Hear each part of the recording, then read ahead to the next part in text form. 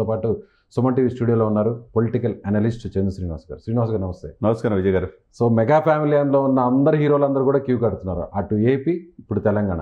మొన్న తమ్ముడు పవన్ కళ్యాణ్ గారు ₹1 నేరుగా రేవంత్ రెడ్డి గారిని కలిసి ఇచ్చారు. ఇవాళ అన్న చిరంజీవి గారు ₹50 లక్షలు ఇచ్చారు. ఎలా చూడాలంటారు? డెఫినెట్గా అంటే ఒక మంచి ఇదిగా మనం చూడాలి. ఎందుకంటే వరదల్లో సర్వస్వం కోల్పోయిన వాళ్ళకి తమ వంతు సహాయం చేయడం అనేది మొదటి నుంచి మెగా ఫ్యామిలీ నుంచి ఉంది. అది అంతకుముందు కృష్ణ గారు కావచ్చు స్పందించేవాళ్ళు, వీళ్ళు వరదలు వచ్చినా ఏదొచ్చినా కానీ. ఆ కోవలో ఇప్పుడు అంటే తన సంపాదనతో పాటు తన ప్రజలు, తన తోటి రాష్ట్ర ప్రజలు ఇబ్బంది పడితే వాళ్ళకి తమ వంతు సహాయం చేయడం అనేది ఒక మంచి ఇదిగా ఒక నాయకుడి లక్షణాలు అయ్యింది. ఆ విధంగా వీళ్ళు రాజకీయాల్లో దూరమైన చిరంజీవి గారు ఎప్పుడు సేవ చేస్తారు. మొన్న వాయనాడు వెళ్ళి ₹1 మనం ఇచ్చిన మాట, కేరళ వెళ్ళి ఇచ్చారు. అదే సమయంలో ఇప్పుడు అనుకోని పరిస్థితులు ఇక్కడ మున్నేరు వాగు పొంగి ఖమ్మం ఎంత అతలాకుతలమైన తెలంగాణ జిల్లా, అదే బుడమేరు పొంగి ఆంధ్రప్రదేశ్ ఎలా అతలాకుతలమైపోయింది అనేది చూసి వెంబడి స్పందించి ముందు ₹1 పవన్ కళ్యాణ్ గారు మొన్న తమ్ముడు నేడు అన్న అన్నట్టుగా నిజంగానే మన ₹1 ఆయన ఇవ్వటం, అదే సమయంలో ఎంత ఆలింగనం చేసుకున్నారో చూడొచ్చు పవన్ కళ్యాణ్ గారిని. చాలా క్లోజ్ గా చేసుకున్నారు. ముఖ్యమంత్రి గారు కూడా చాలా సంతోషంగా చేసుకున్నారు. ఆయన తీసుకున్న ప్రతి స్టెప్ని అప్రిషియేట్ చేయటం, పరిపాలన బాగుంది, హైడ్రా లాంటి వ్యవస్థ బాగుండాలని ఆయన డిస్కషన్ చేయడం జరిగింది మొన్న పవన్ కళ్యాణ్ గారితో. ఈరోజు చిరంజీవి గారు కలవటం, పద్మవిభూషణ్ అయిన తర్వాత విజయ్ గారు ఆంధ్రప్రదేశ్ చెందిన వ్యక్తి, మొగల్తూరులో పుట్టిన మెగాస్టార్కి ఆంధ్రప్రదేశ్ గతంలో ముఖ్యమంత్రిగా చేసిన వ్యక్తి ఘనంగా సన్మానం చేయాలి, అవునా కదా? అదేవిధంగా వెంకయ్యనాయుడు గారు కూడా ఇద్దరు కూడా పద్మవిభూషణ్ వచ్చినప్పుడు ఆయన పట్టించుకోవాలా. గత ప్రభుత్వంలో పరిపాలించిన ముఖ్యమంత్రి మరి అదే సమయంలో రేవంత్ రెడ్డి గారు వచ్చి రాగానే శిల్పకళా వేదికలో మేము కూడా దాంట్లో చూసాం. స్వయంగా ఆయన చొరవ తీసుకొని తెలంగాణ ప్రభుత్వం తరపున పార్టీలకు అతీతంగా, ప్రాంతాలకు అతీతంగా ఎంత ఘనంగా సత్కరించారు. చిరంజీవి గారు నాకు స్ఫూర్తి అని చెప్పేసి శిల్పకళా వేదికలో సత్కరించారు లేదా? ఆ రోజు కూడా చిరంజీవి గారిని బాగా అప్రిషియేట్ చేసి పద్మవిభూషణ్, పద్మశ్రీ వచ్చిన వాళ్ళందరూ కూడా సత్కరించారు. వాళ్ళందరూ కూడా ప్రభుత్వం తరపున సహాయం అందించారు. ఆ రోజు మనం చూసాం చిరంజీవి గారు మొదటి నుంచి కూడా రేవంత్ రెడ్డి గారికి చిరంజీవి గారైనా పవన్ కళ్యాణ్ గారైనా బాగా అభిమానం, వాళ్ళంతా క్లోజ్ ఫ్రెండ్స్గా ఉంటారు. ఈ రోజునే వెళ్ళి తనకి తండ్రిగా అంటే చిరంజీవి గారు ₹50 లక్షల సొంత డబ్బులు, అదేవిధంగా వాళ్ళ కుమారుడి రామ్ చరణ్ ₹50 లక్షలు.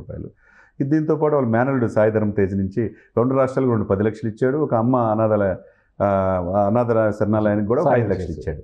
కాబట్టి ఇక ఒక మెగా ఫ్యామిలీ మీరు చూసుకుంటే 4+2+6+8 కోట్ల రూపాయలు, 8,25,00,000 ఇచ్చారు విజయ్ గారు. మెగా ఫ్యామిలీ మాత్రమే వరద బాధితుల కోసం అటు ఏపీ, తెలంగాణలో ₹8,25,00,000 ఇచ్చారంటే వాళ్ళు ఎంత దాతృతో మనం ఈ సందర్భంగా మనం తెలుసుకోవాలి. ఇక్కడ రేవంత్ రెడ్డి గారు కూడా ఈరోజు కలిసిన రోజు చూడండి ఎంత ఆప్యాయతగా, ఒక సొంత ఫ్యామిలీ లాగా, సొంత బంధువులాగా ఆయన హక్కును చేర్చుకొని ఆయన శాలువతో సత్కరించడం, ఆయన ఇచ్చిన చెక్కులు తీసుకోవటం, ఇది మనకు కావాల్సింది. నేటి చిరంజీవి గారికి దక్కాల్సినటువంటి గౌరవం అంతా కూడా అక్కడ దక్కుతుంది అనుకోవచ్చు, ఆయన స్థాయికి. అంతే కదండి. అంటే గత ప్రభుత్వంలో మరి అదే ఆయన మెగాస్టార్ 4.5 దశాబ్దాల్లో ఆయన తీయని సినిమాలు లేవు, ఆయన సూపర్ నటన లేదు. ఎంతోమంది మార్గదర్శి, ఒక బ్లడ్ బ్యాంక్, ఐ బ్యాంక్ ద్వారా ఈరోజు పద్మవిభూషణ్ పొందటమే కాకుండా ప్రపంచం అంతా అతను చూసేటట్టుగా ఒక నటుడిగా ఒక అద్భుతమైన ఇది ఆయన తెచ్చుకున్నాడు. రాజకీయాలు నాకు వద్దు అనుకున్నాడు, నేను చేయాల్సింది నా తమ్ముడు చేస్తాడని చెప్పి బాహాటంగా చెప్పాడు.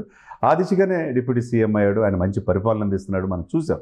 ఒకవైపు అక్కడ తమ్ముడు, అక్కడ ఇప్పుడు అన్న, ఇక్కడ 2 రాష్ట్రాలని ప్రజల కోసం వాళ్ళు చేసే సహాయం అనేది విమర్శవాదులు కూడా, క్రిటిక్స్ ఉంటారు, వాళ్ళు కూడా ప్రశంసిస్తున్నారంటే దాన్ని బట్టి మిగతా వాళ్ళు కూడా స్ఫూర్తి తీసుకోవాలి. జూనియర్ ఎన్టీఆర్ గారు కూడా 2 రాష్ట్రాలకి ఆయన స్పందించి ₹1 సహాయం చేశారు. అట్లా మహేష్ గారు స్పందించారు. మిగతా వాళ్ళంతా ప్రభాస్ గారు అయితే కోటి ఇచ్చారు. తర్వాత 2 కోట్లు ఇచ్చారు. తర్వాత నాగార్జున గారు కావచ్చు, ఎవరైనా కానివ్వండి తను సంపాదించిన దాంట్లో బాలకృష్ణ గారు, తర్వాత విశ్వక్సేను, సిద్ధు జొన్నలగడ్డ, వీళ్ళందరూ తను సంపాదించిన దాంట్లో ఏం చేసుకుంటారు సార్? ఎంత సంపాదించినా మనం పుట్టుక మరణం మధ్య మనం ఏం సాధించాం, ఎంత సమాజానికి చేసాం, 10 మంది చేత మంచి అనిపించుకున్నామా లేదా అనేది ఇప్పుడు చూసేది. అంటే తెలుగు రాష్ట్రాల ప్రజలు ఎంతో ఇచ్చారు, హీరోలుగా గుర్తింపునిచ్చారు, ఆ స్థాయి ఇచ్చారు. కాబట్టి ఎంతో కొంత తిరిగి వాళ్ళ కష్టంలో ఉన్నప్పుడు అది చాటుకుంటున్నారు, సమాజానికి ఇవ్వాలి కదండి. ఇప్పుడు చిరంజీవి గారు కూడా మొన్న ఈ మధ్య అన్నాడు, ఆయన 67-68 సంవత్సరాల వయసులో ఆయన ఏమంటాడు, 69 సంవత్సరాలు వచ్చేసింది, ఏమంటాడు, నాకు కావాల్సిన దానికంటే దేవుడు భగవంతుడు చాలా ఎక్కువ ఇచ్చాడు, నేను ఇంకా ఏది చేయాలని చూస్తున్నాను. ఒక హాస్పిటల్ పెట్టాలనే ఆలోచన ఉంది, ఒక ఫిలిం ఛాంబర్లో వాళ్ళ సినిమా కళాకారుల బిడ్డలకి ఒక స్కూల్ పెట్టాలనే ఆలోచన ఉంది.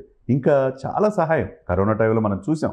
ప్రాణాలు సైతం లెక్క చేయకుండా ఆయనకు వచ్చింది ఒక చిరంజీవి చారిటబుల్ ట్రస్ట్ 1 కోటి 2 కోట్లు అయితే ఆయన ఒక 10 కోట్లు ఖర్చు పెట్టి 8 మాసాల పాటు సినీ కార్మికులకి నిత్యావసర వస్తువులు ఇవ్వటం అంటే, కరోనా రెమిడిసివిర్ ఇంజెక్షన్ దొరకకపోతే ఇంజెక్షన్స్ కూడా 80,000 లక్ష రూపాయలు పలికి ఉచితంగా బ్లడ్ బ్యాంక్ నుంచి ఇచ్చారంటే, ఇక రక్తం ద్వారా 2 రాష్ట్రాలతో పాటు పక్కనున్న ఒరిస్సా కావచ్చు, ఇటు తమిళనాడు కావచ్చు, ఇటు వీళ్ళకి కూడా సహాయం చేశారంటే, ఆ రోజు అంటే నటుడుగా ఏదో ఫ్లెక్సీలు కట్టి ఎంజాయ్ చేయటమే కాదు సార్, సినిమాలు చూడటమే కాకుండా వాళ్ళకి ఒక సేవా దృక్పథం మెగా ఫ్యామిలీ నుంచి అలవాటు పడింది. అది సహాయం చేయటం, తోటి వాళ్ళకి సహాయం చేయాలనే ఉద్దేశంతో. మొన్న బర్త్డే కూడా చూసుకోండి, ఒక మొక్క నాటండి అని చెప్పి పిలిపించారు. వాళ్ళు పిలిపిస్తే లక్షలాది మంది ముందుకు వస్తారు. అది సమాజానికి ఉపయోగపడేగా ఉంటుందన్నమాట. సో పవన్ కళ్యాణ్ గారు నేరుగా చంద్రబాబు గారికి, ఇటు రేవంత్ గారికి నేరుగా ఆయన విరాళాన్ని చెక్ రూపంలో నేరుగా కలిసి మరీ ఇచ్చారు.